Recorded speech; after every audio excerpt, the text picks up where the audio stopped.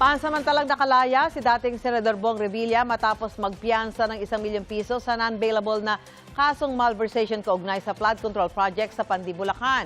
Paliwanag ng Sandigan Bayan, wala raw matibay na ebidensya laban sa dating senador. Ang reaksyon dyan ng ombudsman na nagsampa ng kaso sa unang balita ni Jonathan Andal. Pagkalabas ng kulungan, nag-post ng selfie si dating Senador Bong Revilla kasama ang kanyang pamilya. May caption ang mga litrato na God is good, salamat Panginoon. Pero sabi ni Ombudsman Jesus Crispin Remulla na nagsampa ng kasong malversation kay Revilla, hindi pa sila talo.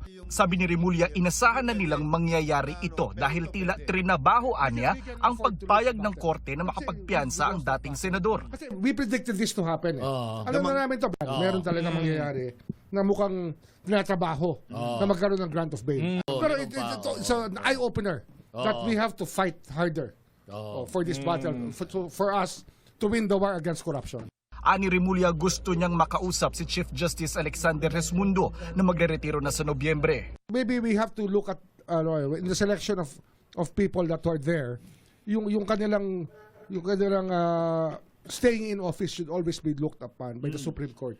Titignan ng bibigyan ng test yung mga tao na pwedeng umaabuso. Dati nang kinwestiyon ni Remulla ang umano'y korupsyon sa hudikatura, non-bailable o walang piyansa ang kasong malversation. Pero humiling si Revilla sa Sandigan Bayan na payagan siyang magpiyansa na pinagbigyan ng korte sa halagang 1 million pesos.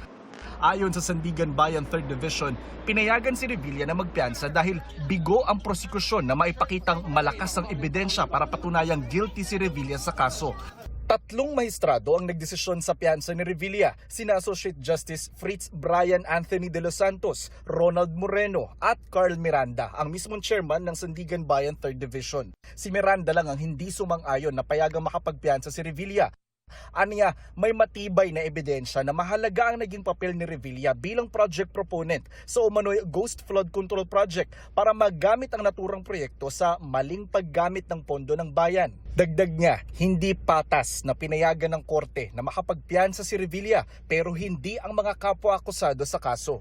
Malakas naman kasi anyang mga ebidensya na si Revilla ay hindi lang basta kasali kundi mahalagang instrumento sa umano'y sabuatan na established din naman daw na personal na tumanggap si Revilla ng paunang kickback alinsunod sa sinasabing kalakaran sa flood control projects. Sa kasong inihain ng Ombudsman noong Enero, sinabi nitong nagsabuatan si Revilla at 6 na kapwa-akusado para ilabas ang 76 million pesos para sa flood control project sa Barangay Bunsuran, Pandi, Bulacan na non-existent pala ng inspeksyonin. Pangalawang pagkakataon na ito na makulong ni Revilla. Una noong 2014 nang kasuhan siya ng plunder at graft matapos madawit sa pork barrel scam. Pero na-acquit siya sa plunder noong 2018 at sa graft noong 2021. Acquitted siya, pero pinasoli yung pera sa kanya. Okay. Ano yung sabihin nun, di ba? Nasa na, but hindi pa nakukuha yung 123 million na pinababayad nila. 1, 2, 3? 123 million. Matagal na Kay yun. Bong Revilla. Matagal na yun. ganun. Matagal na yun. Kasama niya sa judgment of acquittal. Sinusubukan pa namin kunan ng pahayag dito ang Sandigan Bayan at si dating Senador Revilla. Para sa unang balita, Jonathan Andal, GMA News.